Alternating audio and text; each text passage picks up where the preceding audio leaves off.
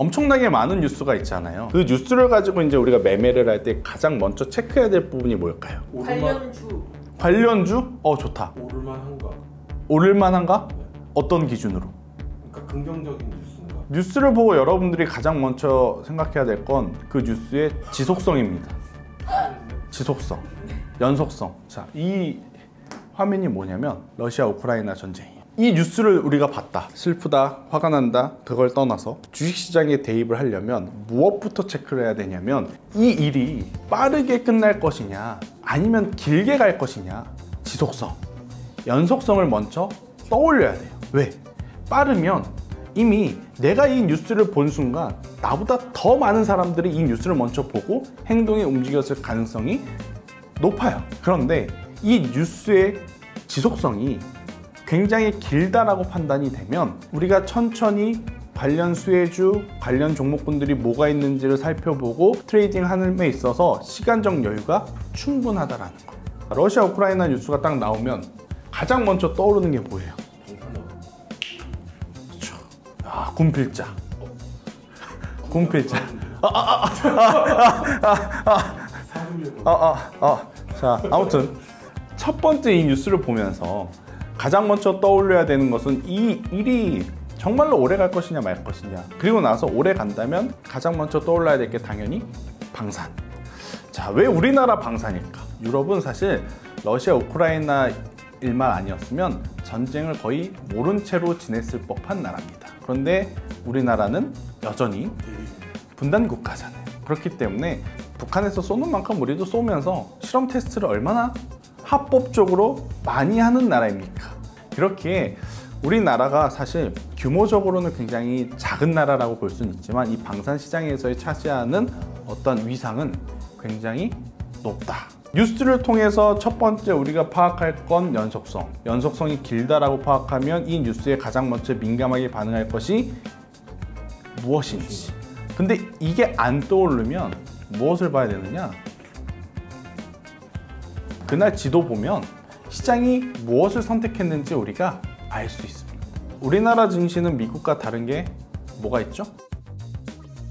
미국은 플러스 마이너스 변동률에 제한이 없어요. 근데 우리는 30%라고 하는 제한이 있잖아요. 30%라는 제한이 있기 때문에 이 강력한 뉴스가 이 주가를 100%, 200%, 300% 올릴 수 있는 뉴스에도 불구하고 당일 30%의 딱 제한에 걸리기 때문에 충분히 우리가 살 수 있는 기회가 있다라는 거예요. 그렇기에 뉴스를 보고 부랴부랴 이거 사지 저거 사지, 이게 대장주인가? 저게 대장주인가? 그럴 필요 없고 이 뉴스의 연속성이 굉장히 길다라고 판단이 되면 그날 안 사도 충분히 기회가 오기 때문에 그 종목군들 중에 가장 좋은 종목을 추려내는데 더 집중을 하는 게 오히려 맞는 거예요. 그렇기 때문에 뉴스를 보고 매매를 할 때 당연히 그 뉴스의 진위 여부도 중요하죠. 그것보다 이 뉴스를 통해서 지속성, 연속성이 짧게 끝날 뉴스일 것이냐 길게 끝날 뉴스일 것이냐, 그거를 먼저 우리가 고민을 해야 된다. 코로나 때는 사실 코로나가 길게 갈 거라는 건 생각을 했어요. 내가 생전 처음 들어보는 뭐 팬데믹? 보통 주식시장은 그동안 들어보지 못한 단어가 생기잖아요. 그러면 그 테마는 오래 갑니다. 작년에 태조 이방원 기억나세요? 재작년에? 태양광, 조선, 2차 전지, 방산, 원자력, 그 신조어가 생기니까 쭉 가잖아요. 이런 신조어가 생기면 그 신조어가 생기게 만든 기업의 주가가 당분간 계속 가는 경향이 있어요. 그런데 전쟁이 나면 방산이 움직이는 만큼 또 뭐가 움직여요? 유가. 그렇죠. 왜? 러시아가 산유국이잖아요. 유가가 올라간다는 것은 전 세계가 이 당시에 이 뉴스에 굉장히 민감하게 반응을 했다라는 것을 의미해요. 그러면 유가가 올라가면 또 봐야 되는 우리나라 기업들. 석유. SK이노베이션, S-오일, GS, 흥구석유, 한국석유, 이런 기업들이 이때 왜 올라갔느냐? 전쟁 때문에 올라갔다. 그래서 하나의 뉴스를 우리가 딱 봤을 때 전쟁 났네? 그렇게 끝날 게 아니라 이제 우리가 주식을 하는 입장이기 때문에 뭐든지 이제 주식시장에 대입을 해야 되면 일단 지속성, 연속성, 짧을 것이냐 길 것이냐 그게 판단이 되면 수혜주들을 여러분들 스스로 찾아보는 거예요. 만약 그게 힘들다면 답은 이미 시장에서 보여주고 있으니까 너무 고민할 필요는 없어요. 자, 아니 본부장님 이미 지난 거 가지고 1년 뒤에 와서 이야기하면 2년 뒤에 와서 이야기하면 나도 이야기할 수 있겠는데요? 라는 눈빛이야 지금. 그래 이미 그런 눈빛으로 날 보고 있어서 하나를 또 준비를 해왔습니다. 자, 최근에 가장 핫한 쪽. 여러분들 제가 이 비대면 의료 쪽을 증권방송 채널에서 말했을 때가 작년 12월 중순이었습니다. 이 일이 있기 전에 왜 이야기를 했느냐, 우리나라가 지금 OECD 국가 중에 비대면 진료가 안 되는 나라 중에 거의 유일한 나라예요.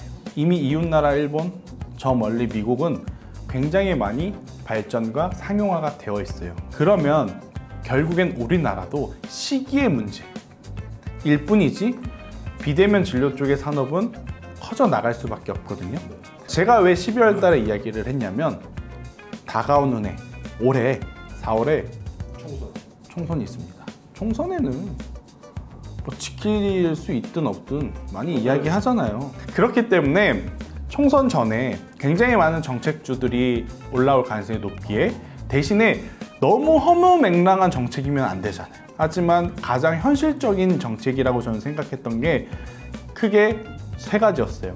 첫 번째가 저출산, 그리고 두 번째가 비대면, 그리고 이제 세 번째가 세금 감면, 이런 이야기를 했는데 일단 비대면 쪽의 불이 정부에서 먼저 2,000명 증원한다라는 뉴스로 시작이 됐죠. 만약에 이게 검토였다면 빠르게 끝나겠지.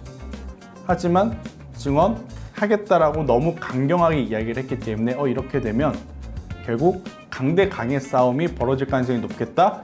첫 번째 이 뉴스를 봤을 때는 관심. 그럼 언제 최종적으로 판단을 하느냐? 두 번째, 의료계에서 전면 사직서, 휴직서를 내겠다. 그 뉴스가 딱 나오면 이때서부터는 단발성으로 끝날 게 아니라 길어지겠구나 라고 우리가 판단을 할 수 있는 거예요. 자, 그럼 가장 먼저 떠오르는 게 뭐예요? 아무 생각이 없네. 그 뉴스가 나왔을 때 가장 강했던 쪽이 뭐냐? 바로 비대면 진료 관련주들이 가장 강했었다. 인성정보가 대장이었죠. 이 인성정보가 이 뉴스에 가장 1등주가 될 명분이 있느냐 없느냐. 명분이 있으면 이 기업은 더 갈 것이고 명분이 없다면 지금은 1등주겠지만 다른 종목으로 제쳐질 수 있다. 제가 방송에서 무슨 이야기를 했냐면 이날 인성정보가 오늘은 대장주로 보이나 가지고 있는 탤런트로 봤을 때는 유비케어가 대장주일 확률이 높아 보입니다 라고 이야기를 했어요. 왜 그러냐면 유비케어는 두 가지의 사업부를 갖고 있어요. 첫 번째, 내가 이비인후과에 가든 치과에 가든 내과에 가든 뭘 하든 과거의 의료 진료를 조회를 해볼 수 있는 기록이 있잖아요. 그걸 EMS라고 하는데 그걸 우리나라 의료계에 공급하는 쪽이 유비케어. 그리고 두 번째, 비대면 관련주로 왜 엮이냐? 똑딱이라는 어플리케이션이 있어요. 저 알아요. 똑딱 알죠? 네. 병원에 가기 전에 예약을 해주는 어플리케이션이에요. 그런데 이 어플리케이션이 유료화가 되어 있어요. 그러다 보니 이번 이슈에 가장 많이 수혜를 받을 수 있는 기업 유비케어가 대장이 될 확률이 높다라는 판단이 드는 거예요. 그래서 뉴스를 볼 때 뭐든지 주식시장 기준으로 대입을 하는 습관이 필요해요. 그냥 읽고 탁 넘기는 것이 아니라 이러면 뭐가 수혜를 보고 이러면 뭐가 피해를 보고 수혜주와 피해주가 뭔지 그걸 알아야 돼요.